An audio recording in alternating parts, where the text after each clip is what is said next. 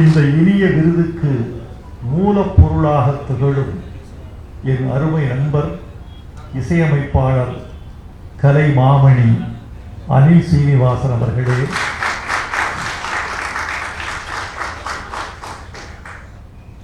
குருவை மிஞ்சுகிற சிஷ்யன் மதன் கார்கி அவர்களே, அருமை நண்பர் வையாபுரி அவர்களே, உங்கள் அனைவருக்கும் எனது அன்பான வணக்கத்தை தெரிவித்துக் கொள்கிறேன். ஆங்கில புத்தாண்டு வாழ்த்துக்களையும் உங்களுக்கு உரித்தாக்குகிறேன். நண்பர்களே, நான் மிகவும் பெருமையோடும் பெருமிதத்தோடும் நின்று கொண்டிருக்கிறேன். பெருமைக்கு காரணம், வைகை நதிக்கரையில் ஒரு பள்ளி, குவீன் மீரா மெட்ரிகுலேஷன் சர்வதேச பள்ளி, ஒரு உலக சிந்தனையை சிந்தித்து அதை உலகத்தின் உச்சத்திற்கு தமிழை கொண்டு சேர்த்திருக்கிறது அபிநாத்தின் மூலமாக. எந்த பெருமை!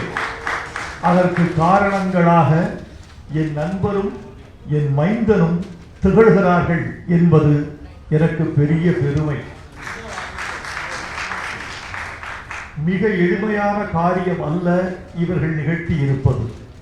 தமிழை தமிழாகவே உலக அரங்கில் ஐநாவின் துணை அமைப்புகளுள் ஒன்றான யுனிசெஃப் நிறுவனத்தின் வாயிலாக வேர்ல்ட் ஸ்டூடெண்ட் ஆந்தம், உலக மாணவர் கீதம், இது உள்ளூர் மாணவர் கீதம் அல்ல, உலக மாணவர் கீதம் என்ற முத்திரையோடு இந்த பாடல் சர்வதேச அளவில் புகழ் பெற்று ஒலிக்கவிருக்கிறது என்பது எளிமையான காரியம் அல்ல.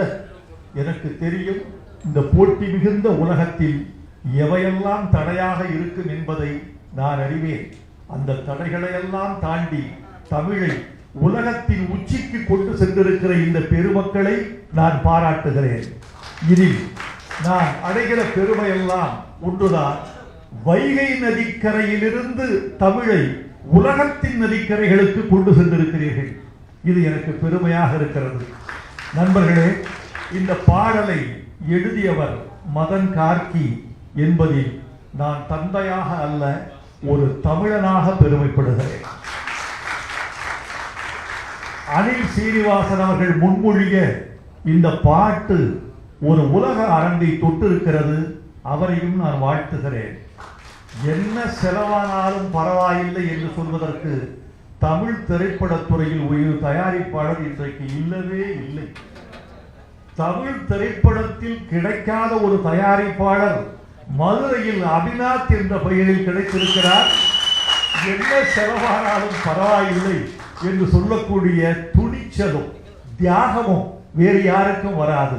அந்த துணிச்சலுக்கும் தியாகத்துக்கும் கிடைத்த மிகப்பெரிய வெற்றிதான் தமிழ் இன்று உலக அரங்கின் உச்சத்தில் நின்று பாடப்படுகிறது என்பது எனக்கு மகிழ்ச்சி. இந்த வரிகளை பார்த்தேன். இந்த வரிகளில் இருக்கிற எளிமை என்பதை விட, இந்த வரிகளில் தமிழ் போலோச்சுகிறது என்பதை விட, இந்த பாடலில் அலங்காரங்கள் அதிகம் இல்லை என்பதை விட, இந்த பாடலில் இருக்கிற சத்தியம், உண்மை, நேர்மை, அதுதான் இந்த பாட்டுக்கு உலக அரங்கத்தின் அங்கீகாரத்தை பெற்று தந்திருக்கிறது என்று நான் நினைக்கிறேன். நண்பர்களே, தம்பி அபிநாத்தை பற்றி சில செய்திகள் சொல்லியாக வேண்டும். அபிநாத் தன்னுடைய வாழ்க்கையை கல்விக்கென்றே அர்ப்பணித்துக் கொண்ட ஒரு கல்வியாளர். அவருடைய நிர்வாக நேர்த்தியை பார்த்து நான் வியந்திருக்கிறேன். நேர மேலாண்மை கண்டு நான் திளைத்திருக்கிறேன். 9:40 வீட்டுக்கு வர முடியுமா என்று கேட்டால் 9:40 வரமாட்டார், 9:39 வருவார். ஆனால் அந்த பகுதிக்கு அவர் 9:15 வந்து நின்று இருப்பார். 2 விதமான நாகரிகம். குறித்த நேரத்திற்கு முன்னே செல்வது அழைத்தவர்களுக்கு அநாகரிகம். குறித்த நேரத்தை கடந்து செல்வது செல்பவர்களுக்கு ஒரு அநாகரிகம். நானெல்லாம் கடைசி 10 மணிக்கு ஒருவர் வருகிறார் என்றால் 9:58 வரைக்கும் நான் ஒரு பணியில் இருக்கிறேன் என்று பொருள். அந்த 9:58க்கு முடித்துவிட்டு 59க்கு அவரை வரவேற்க தயாராவதுதான் இன்றைய கால சூழல். அதனால் 9:30 மணிக்கு அங்கே சென்று இருப்பது ஒரு வகையான வன்முறை என்று நினைப்பேன். அந்த வன்முறையை ஏற்படுத்திவிடக் கூடாது. இவர் என்ன செய்வார், 9:15க்கு அந்த பகுதிக்கு வந்து விடுவார்.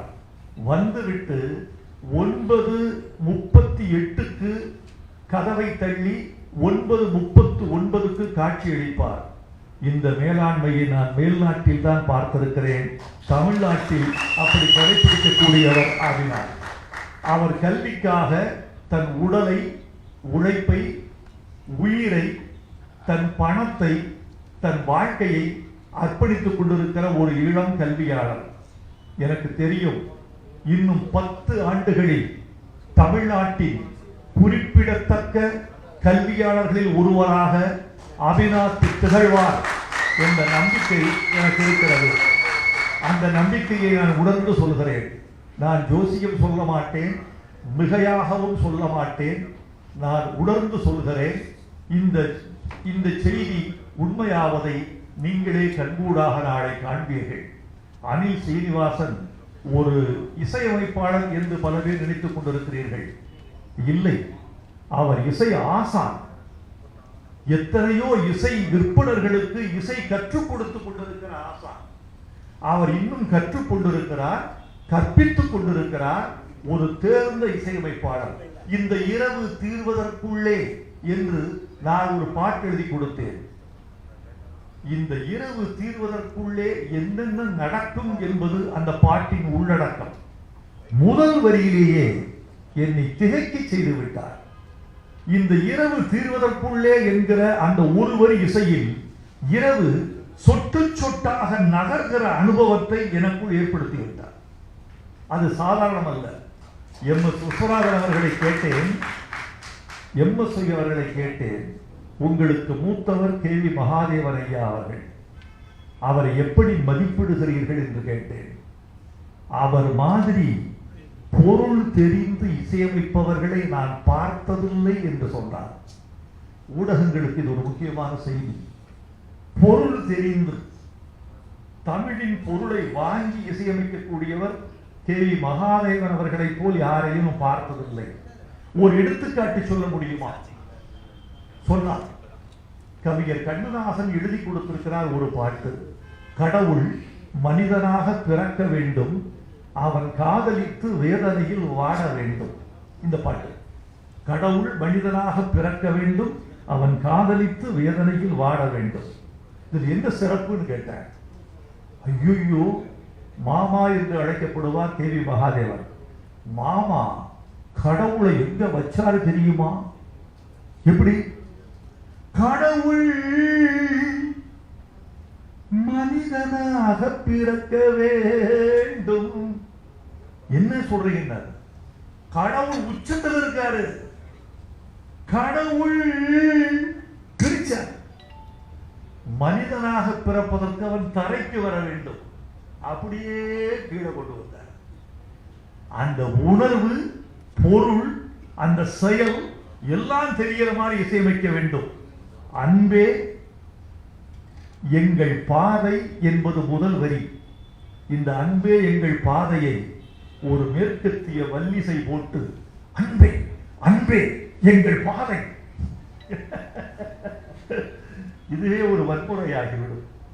ஆனால் அன்பே எங்கள் பாதை, அறிவே எங்கள் பயணம், அச்சமில்லா நெஞ்சம் கொண்டார் அழகா எங்கள் உலகம் என்று எளிமையாக எழுதியிருக்கிறார் மதன் கார்கி. மதன் கார்கி உணர்ந்து செயல்படுவார். எந்த இடத்தில் விஞ்ஞான சொற்கள் இட வேண்டும், எந்த இடத்தில் இலக்கிய சொல் பெய்ய வேண்டும், எந்த இடத்தில் எளிமையை கையாள வேண்டும், எந்த இடத்தில் பொருள் புரியாத வார்த்தைகளை போட வேண்டும், எந்த இடத்தில் பொருள் புரிகிற வார்த்தைகளை போட வேண்டும் என்று எழுதியிருக்கிறார். நண்பர்களே, இந்த வார்த்தையில் எதுவுமே புரியாதது இல்லை. எல்லோருக்கும் எல்லாம் புரிய வேண்டும். ஏன் தெரியுமா? குழந்தைகளுக்கான பாட்டு. குழந்தைகளுக்கு புரிகிற மொழியில் சொல்ல வேண்டும். குழந்தைகளுக்கு புரிகிற வார்த்தைகளை மீண்டும் அவர் நாவில் உச்சரிக்கக்கூடிய வார்த்தைகளை இட வேண்டும். அதனால் இந்த பாடலை குழந்தைகள் மொழியில் எழுதியிருக்கிறார் என்று நான் கருதி மதர் கார்கியை பாராட்டுகிறேன். நண்பர்கள், மரஞ்செடி கொடிகள் போலே, பூச்சிகள் பறவைகள் போலே, விலங்கினம் மீனினம் போலே பிறந்தோம் பூமியின் மேலே. இதற்கு முக்கியமானது, இயற்கையின் பரிணாம கொள்கை மாறாமல் இந்த 4 வரிகளும் இருக்கின்றன. நண்பர்களே, மகனை பாராட்டினார் வைரமுத்து என்று நீங்கள் செய்தி போட்டு விடாதீர்கள். இன்னொரு பாடலாசிரியரை ஒரு மூத்த பாடலாசிரியர் பாராட்டினார் என்று மட்டும் போடுங்கள். மரஞ்செடி கொடிகள் போலே, பூச்சிகள் பறவைகள் போலே, விலங்கினம் மீனினம் போலே பிறந்தோ பூமியின் மேலே. பரிணாமத்தினுடைய வரிசைப்படி எழுதப்பட்டிருக்கிறது. மரஞ்செடி கொடிகள் போலே, விலங்கினம் மீனினம் போலே என்றிருந்தால் அது பரிணாம பிழை. பரிணாமத்தின் வரிசை அந்த நிறையில் இருக்க வேண்டும் என்றுதான் முதலில் தாவரங்கள், பிறகு பூச்சிகள் பறவைகள், பிறகு விலங்கினம் மீனினம், பிறகு குரங்கு, பிறகு மனிதன் என்ற பரிணாம வரிசையில் இந்த பாடலை இந்த 4 வரிகளை எழுதியிருப்பதற்காக மதர் கார்கிக்கு டார்வின் சார்பில் நன்றி சொல்கிறேன். எங்கள் உயிரும் ஒன்றென்ற உலகம் காப்போம் நான் என்று, கற்பவை ஏதும் நமதென்று பிறருக்காக தரத்தார் என்று. கற்பவையெல்லாம் நமக்கல்ல, பிறருக்கு தரத்தான். அறிவிதான் ஆகுவதுண்டோ பிரிதின் நோய் தன்னோய் போல் போற்றா கடை என்ற திருக்குறளை எளிமைப்படுத்தி பிள்ளைகளுக்கு சொல்லப்பட்டிருக்கிறது இந்த பாட்டில். மிக முக்கியமான ஒரு செய்தி, அறிவு என்றால் என்ன? அச்சமில்லாதது அறிவு, அச்சத்தை களைவது அறிவு என்பதுதான் உலக அறிஞர்கள் ஒப்புக்கொண்ட உண்மை. மனிதன் அச்சத்தோடு பிறக்கிறான், அச்சத்தோடு வாழ்கிறான். மிக முக்கியமாக அச்சமின்றி கற்க வேண்டும் என்ற ஒரு செய்தியை இந்த மன்றம் கவனத்தில் கொள்ள வேண்டும் என்று நான் கருதுகிறேன். காரணம், வகுப்பறை ஒரு அச்சம், பள்ளிக்கு போவது ஒரு அச்சம், ஞாயிற்றுக்கிழமை இரவில் தொடங்கி திங்கட்கிழமை விடிந்தால் பேரச்சம், ஆசிரியரை பார்த்தால் அச்சம், தேர்வை பார்த்தால் அச்சம், தேர்வு தாளை பார்த்தால் அச்சம், தேர்வு முடிவை பார்த்தால் அச்சம். இப்படி அச்சத்தை போக்க வேண்டிய கல்வி அச்சம் அச்சம் அச்சம் என்ற அச்சச் சூழலிலேயே வளர்வது என்பது என்ன நியாயம் என்று இந்த பாட்டு உலகை பற்றி கேட்கிறது. எனக்கு தெரிந்து பொய் என்பது ஒரு அச்சம், பொய் என்பதே ஒரு அச்சம்தான். அச்சம் உள்ளவன் பொய் சொல்கிறான், அச்சம் இல்லாதவன் பொய் சொல்ல மாட்டான். உண்மை சொன்னால் எனக்கு தீங்கு வரும் என்பவன் பொய்யை சொன்னால் பாதுகாப்பு என்று நினைப்பது ஒரு இழிந்த உலகம். அந்த இழிந்த உலகத்திலிருந்து, அச்சத்திலிருந்து, பொய்யிலிருந்து இந்த உலகத்தை மீட்டெடுப்பதுதான் கல்வி. அந்த கல்வி அச்சமற்று இருக்க வேண்டும், அச்சத்தை களைவதாக இருக்க வேண்டும் என்று இந்த பாட்டு உயர்த்தி பிடிக்கிறது. கற்போம், ஒன்றாய் கற்போம், அச்சம் விட்டே கற்போம், நிற்போம், நன்றாய் நிற்போம், உச்சம் தொட்டு நிற்போம் என்று இந்த பாட்டு முடிகிறது. இன்றைக்கு வாழ்க்கைக்கு தேவை, மாணவர்களுக்கு தேவை நம்பிக்கை. நம்பிக்கையற்ற ஒரு உலகத்தில் நாம் வாழ்ந்து கொண்டிருந்து கல்வி வெற்றி பெற்று விட்டது என்று சொல்வதற்கு எந்த ஆதாரமும் நமக்கு இல்லை. கல்வி வேண்டும், அச்சமற்று வேண்டும், அறிவு தர வேண்டும். அறிவு அற்றம் காக்கும் கருவி என்று வள்ளுவர் சொன்னார். அந்த அற்றம் காக்குகிற கருவியாக இந்த கல்வி நிலைக்க வேண்டும் என்று நாங்கள் விரும்புகிறோம். நண்பர்களே, குயின் மீரா பள்ளியில் நான் ஓரளவுக்கு அறிவேன். அதன் கட்டுமானம், கற்பிக்கும் நெறிமுறை, அவர்களின் நோக்கம் என்ன என்று தெரிந்து கொள்வேன். அவர்களின் நோக்கம் பொருள் ஈட்டுவதல்ல, அறிவு ஈட்டுவது, அறம் ஈட்டுவது என்பதுதான் அவர்களின் நோக்கமாக இருக்கிறது.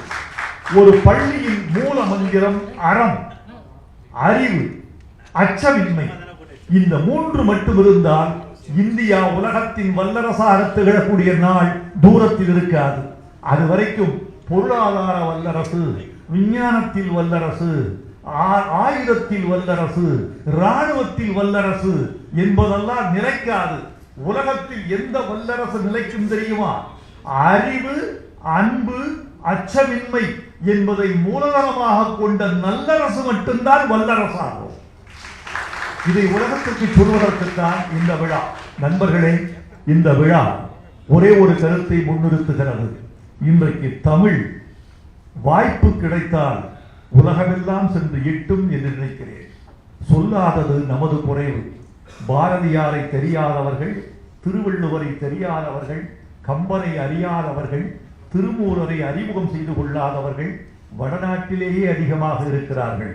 பிறகு உலகம் எப்படி வள்ளுவன் தன்னை உலகினுக்கே தந்து வான்புகழ் கொண்ட தமிழ்நாடு என்று சொல்கிறோமே, வள்ளுவன் தன்னை உலகினுக்கு தந்தோ யார் வாங்கிக் கொண்டார்கள் என்பதுதான் கேள்வி. இன்றைக்கு ஒரு பாடல் உலகத்தையே ஆள்வதற்கு தமிழால் முடியும் என்று நிரூபித்திருக்கிறது. இந்த பாட்டுக்கு என் வாழ்த்துக்கள். பாடுபட்டவர்களுக்கு என் வாழ்த்துக்கள், பாடியவர்களுக்கு என் வாழ்த்துக்கள், இசை அமைத்தவருக்கும் இசைத்தவர்களுக்கும் என் வாழ்த்துக்கள். எல்லோரும் புகழ் வர வேண்டும், எல்லோரும் நன்மை வர வேண்டும். அபிநாத், உங்களை நான் பாராட்டுகிறேன். இதே ஊடக சந்திப்பை மதுரையில் நிகழ்த்தாமல் நீங்கள் சென்னையில் நிகழ்த்தி இருப்பதே உங்கள் சாமர்த்தியத்தை காட்டுகிறது. இந்த ஊடகம் சென்னையில் நிகழ்ந்தால் இது உலகமெல்லாம் சென்று சேரும் என்று நீங்கள் நம்புகிறீர்கள். ஒரு உலக பெருமையை இந்த குழுவினர் தமிழுக்கும் தமிழருக்கும் ஈட்டி தந்திருக்கிறார்கள். ஊடக உறவுகளே, நீங்கள் இதை உலகுக்கு சேர்க்க வேண்டும் என்று உங்களை கேட்டுக்கொள்கிறேன். வாழ்க கல்வி, வெல்க தமிழ். நன்றி, வணக்கம். செய்திகளை உடனுக்குடனும் துல்லியமாகவும் தெரிந்து கொள்ள சப்ஸ்கிரைப் பண்ணுங்க.